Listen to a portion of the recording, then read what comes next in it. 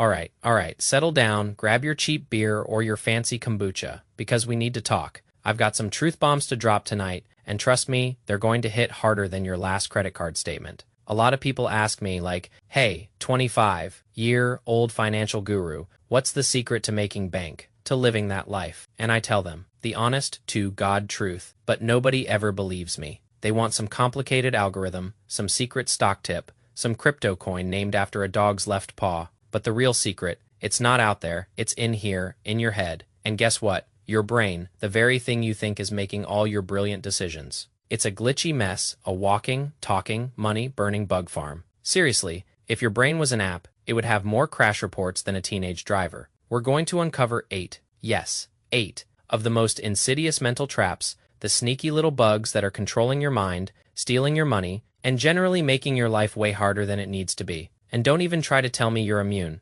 because trust me, you're not. We all got these bugs, but the smart ones, the rich ones, they learn to recognize them, to work around them, to debug their own operating system. So let's get into it, shall we? First up, the granddaddy of all self-sabotage, the sunk cost fallacy. This one, oh man, this one hits hard for a lot of you, especially the overachievers. Picture this. You went to law school, 3 years of your life, 6 figures of debt, you passed the bar, landed a decent firm. Congrats, right? Wrong. You hate every second of it. The work is soul. You dread Mondays like they're a funeral for your last remaining shred of joy. But every time you think of leaving, the same thought traps you. I worked too hard to give this up. I invested so much into this. Boom, that's the sunk cost fallacy. Right there, you're confusing effort with obligation. Because you paid a steep price to be here, you assume the only way to honor that cost is to stay. But here's the cold, hard truth. That cost is already paid. Staying miserable doesn't get you a refund. It just adds interest. It's like buying a ticket to a terrible movie. Halfway through, you realize it's awful, but you stay because you paid for it. You paid for it, the money's gone, 2 hours of your life are also gone. Staying doesn't make the movie better.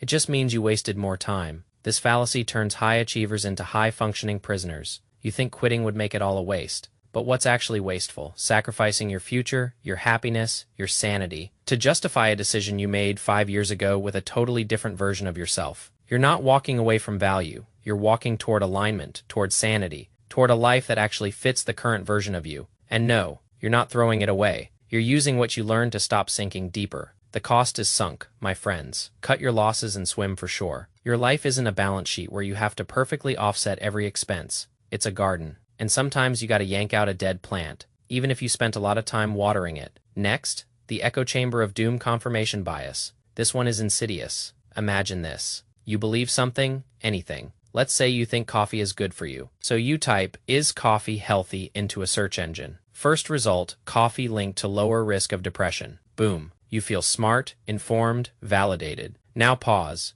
Did you search for the truth or for confirmation? Welcome to confirmation bias. Your brain's favorite self-reinforcing trick. Instead of asking, what's accurate, you ask, what makes me feel right? And then you subconsciously pick data, experts, opinions, anything that agrees with you, anything that doesn't, you downplay, ignore, or declare invalid. It's not just coffee, it's politics, religion, conspiracy theories, dietary choices, which sports team is superior, which investment strategy is the best. You think you're being logical, but you're actually running an emotional software script that says, never admit you might be wrong. This is how we build echo chambers, tiny worlds made of identical thoughts bouncing off the walls, and the more you hear the same opinion repeated, the more true it feels. But repetition isn't proof, consensus isn't accuracy. If you want clarity, if you want real truth, do something radical, actively seek out opposing views, ask yourself how you'd know if you were wrong. Truth isn't always comfortable, and that's how you know it's real. Your bank account knows this too. If you only ever read articles confirming your stock picks are brilliant,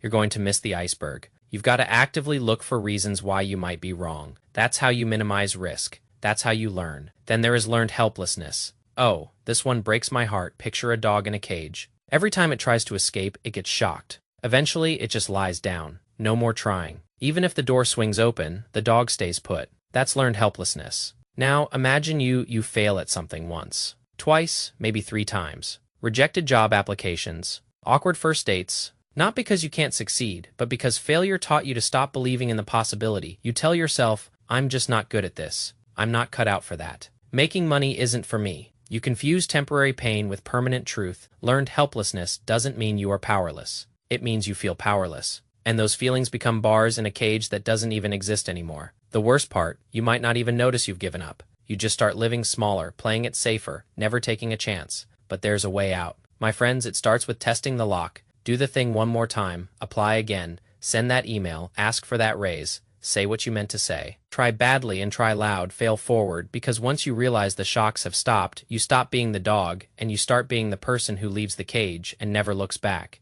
And yes, the door was open the whole time, you just had to try it. This applies to money so much. You tried one business, it flopped, you lost a bit of cash, and now you've decided you're just not an entrepreneur. You've learned helplessness, but I'm here to tell you, the cage is open, try again, fail differently, keep learning. Number 4, the gambler's fallacy. You're at the roulette table, the ball's landed on red 5 times in a row. People are buzzing, black has to be next, they whisper. Like it's prophecy, you bet big. You're not even thinking, you just feel it. And then, red again, that's the gambler's fallacy. It's your brain assigning memory to randomness. We think the universe keeps a scoreboard, that it's secretly balancing the scales. It isn't. Every spin is its own independent chaos. Past results don't predict future outcomes, especially in random systems. But this fallacy goes beyond casinos. You think you're due for a good relationship, because your last 3 were train wrecks. You believe this job interview will go better because the last one didn't. You think life owes you symmetry. It doesn't. The universe isn't a slot machine with a guilt complex.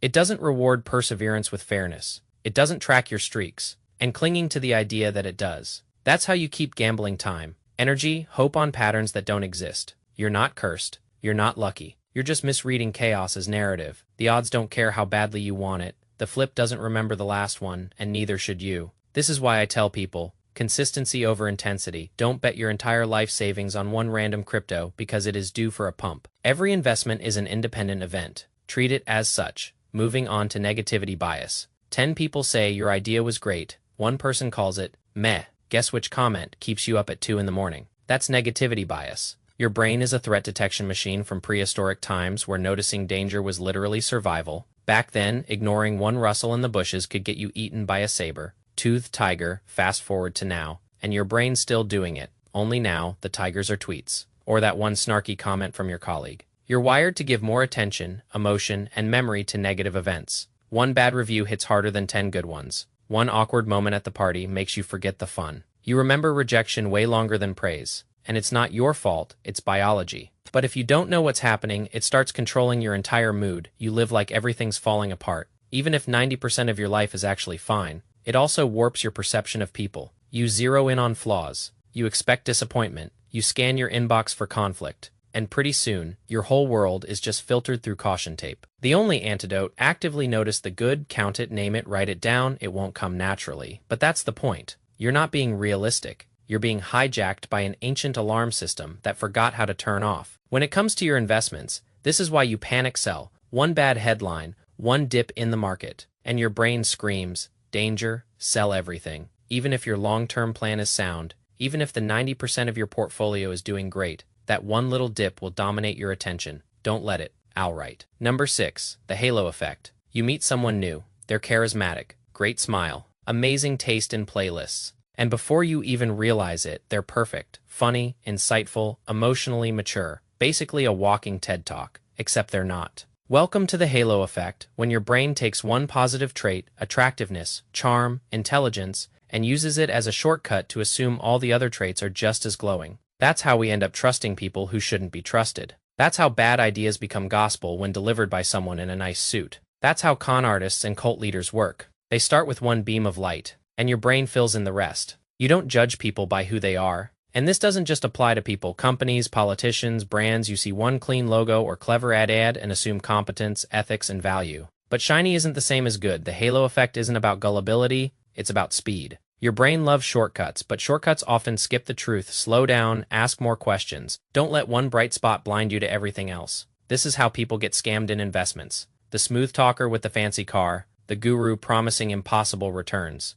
They've got that halo effect working overtime. You assume their financial wisdom based on their perceived success, when in reality, it's all smoke and mirrors. Do your due diligence. Look past the shine, penultimate hyperbolic discounting. You promise yourself you'll go to bed early, eat better, start that novel, but then it's midnight. There's ice cream in the freezer, and Netflix says, 1 more episode. And somehow you say yes. Again, that's hyperbolic discounting. your brain's tendency to prioritize instant gratification over future rewards, even when the future reward is clearly better. In theory, $120 next month is better than $100 today, but your brain sees now as real, and later as foggy. Future you is abstract. Present you is hungry and tired, so present you wins again and again and again. That's why we stay up too late, save too little, scroll too long, and skip the gym. Not because we're lazy, but because our brain discounts the value of long-term gains dramatically, especially when the reward isn't immediate. You think you're just bad at discipline. You're not. You're wired for short-term survival, not long-term planning. Future. You might as well be a stranger, but here's the twist. You can trick the system, make the future feel closer. Visualize rewards, use timers, set traps, tie pleasure to progress. Because willpower alone won't win, you need to build a bridge from now to later. Otherwise, you'll keep trading gold for gum. This is why people struggle with retirement savings. It's so far away, so abstract, but that $300 you spend on something dumb right now, that's real, that's immediate. You need to make saving for retirement feel as immediate and rewarding as that impulse purchase. And finally, number 8, the grand finale. Cognitive dissonance. You call yourself a good person. You also just ghosted someone who trusted you. And now somewhere between your ribcage and your pride, that's cognitive dissonance. It's the mental tension that sparks when your actions and your identity don't match. Your brain hates contradictions, so it rushes to resolve the discomfort, not by changing your behavior, but by rewriting your story. You tell yourself, they were too clingy anyway, or I'm just bad at texting. You morph from ghoster to justified escape artist in record time, and just like that, the dissonance quiets for now. But it's not just relationships. You believe in honesty, but you lie at work. You see yourself as rational, but you rage. Buy crypto because your friend did. You think you're above gossip. Then you forward the screenshot. Dissonance everywhere. The truth. Everyone does this. What matters is whether you notice, whether you stop and ask, do my actions reflect who I actually want to be, or am I just storytelling my way into comfort? You don't have to be perfect, but you do have to be awake, especially when your brain is busy rewriting the plot. This is crucial for financial decisions. You say you want to be financially independent, but your actions, your spending, your lack of saving, they tell a different story, and instead of changing your actions, your brain will rationalize it. I deserve this. I'll start next month. It's only a little. Don't let your brain lie to you. Call it out. Align your actions with your stated goals. All right. You made it. You've just had a crash course in the weirdest bugs in the human operating system, from misfired neurons to sensory hallucinations. The body you live in is not a finished product. You are not broken, just interestingly patched. So next time your body freaks out, just remember you're not alone. You're just glitched like the rest of us.